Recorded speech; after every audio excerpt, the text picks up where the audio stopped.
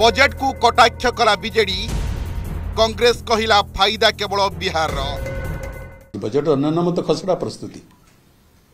किंतु से घसड़ा ओडिशा कौन मिली आमको किसी तो मिली नहीं ओडिशा को बिहार पे केते कथा मिलगला आंध्र पे केते कथा मिलगला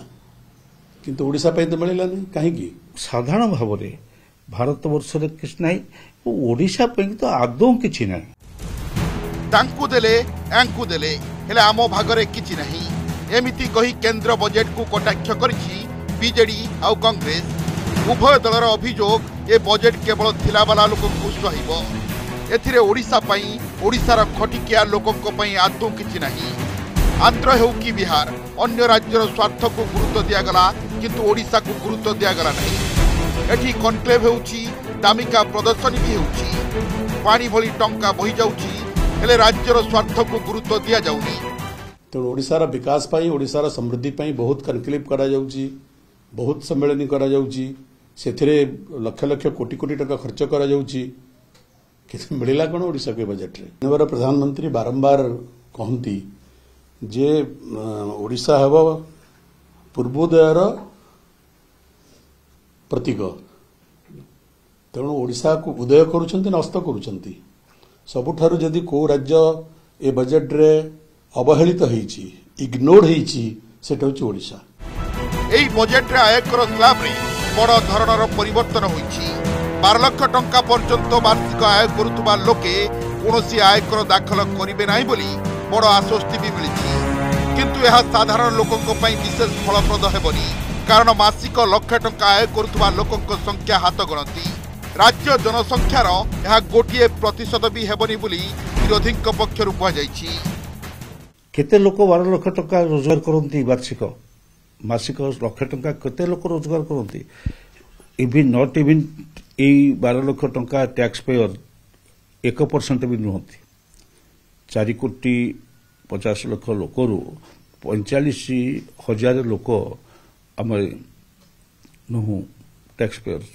माने 13 लाख टंका ऊर्ध्व टैक्स पेयर नु किछि लोक अछंती जो माने 3 लाख 4 लाख 5 लाख 4 लाख 5 लाख यार भीतर 12 लाख टंका भीतर सो सेमती ओडिशा परी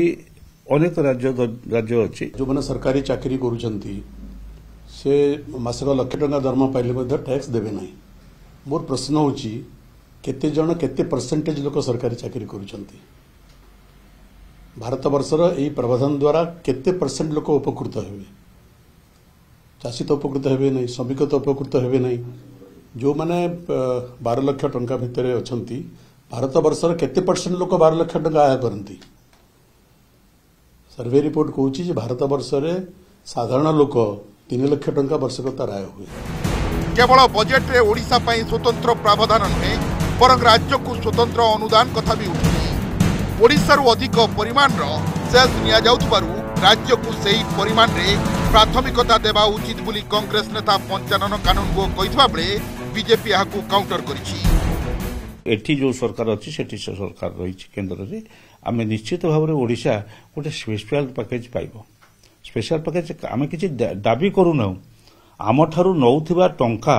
अन्यत्र खर्च होउछि स्पेशल पैकेज रे आम ठारू प्रचुर पैसा निया जाए शेष रे कोल शेष रे निहा चली गत 10 वर्ष धरिकी 14 मसीह कारण 14 मसीहा पूर्वर 100 टंका थिला पर टन ताको हठात बढ़ाई दिगला 400 टंका प्रचुर पैसा बीजेपी सरकार दिल्ली सरकार नहीं चलती से साकार आम आशा करूँ ओडिशावासी अंतत पक्षे गोटे स्पेशल पैकेज आम पाइबू ए बजेट रे किभली भाव में सबु दिगरु लाभान्वित होउछि से महिला विकास कथा हो पोषण एवं स्वास्थ्य उभय क्षेत्र में आमर आज पर्यंत जो 2 दशंधि धरी महिला स्वास्थ्य क्षेत्र में जो प्रकार आमर गोटे विकास आवश्यकता थिला ता मध्ये पूरण हबो ता सहित ओडिशा जेहेतु गोटे कृषि भित्तिक राज्य एवं एई बजेट रे कृषक माननकु प्रधानमंत्री जो बड़ी भाव में प्राधान्य देछंती सी प्रधानमंत्री धन धान्य योजना हो